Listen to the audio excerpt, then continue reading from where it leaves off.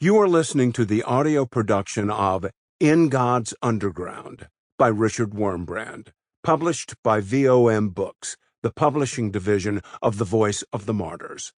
This book is read by Michael Beck. The Test of Solitude. I was kept in solitary confinement in this cell for 2 years. I had nothing to read and no writing materials. I had only my thoughts for company. And I was not a meditative man, but a soul that had rarely known quiet. I had God, but had I really lived to serve God? Or was it simply my profession? Did I believe in God? Now the test had come. I was alone. There was no salary to earn, no golden opinions to consider. God offered me only suffering. Would I continue to love him? Slowly I learned that on the tree of silence hangs the fruit of peace. I began to realize my real personality and made sure that it belonged to Christ. I found that even here my thoughts and feelings turned to God, and that I could pass night after night in prayer, spiritual exercise, and praise. I knew now that I was not play acting. I believed.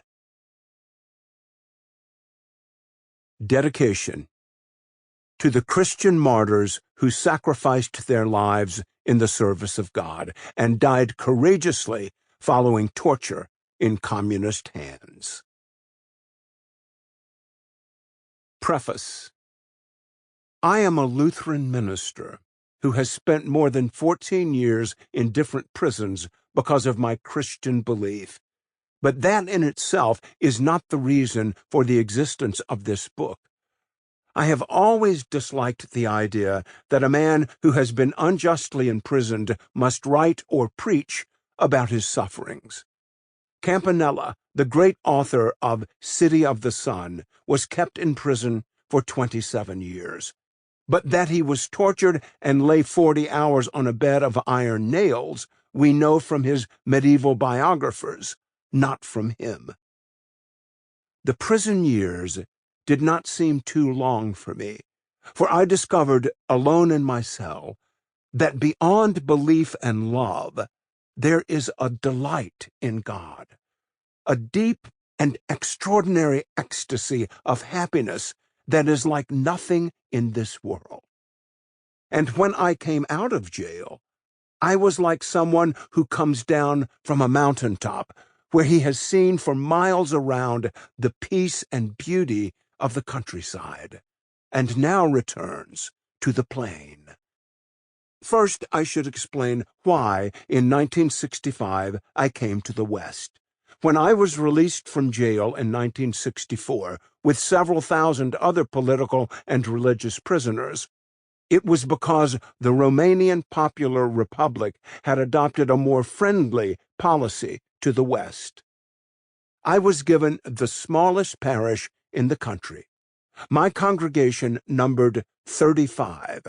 If 36 people entered the church, I was told there would be trouble. But I had much to say, and there were many who wished to hear.